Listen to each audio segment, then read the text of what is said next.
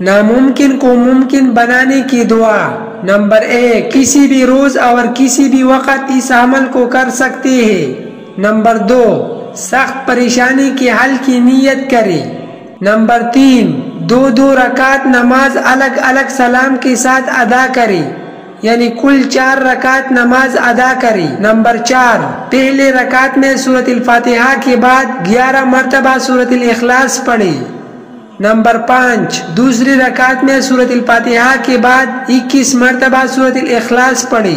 Number 6، تیسری رکعت میں سورۃ الفاتحہ کے بعد 31 مرتبہ سورۃ الاخلاص پڑھے۔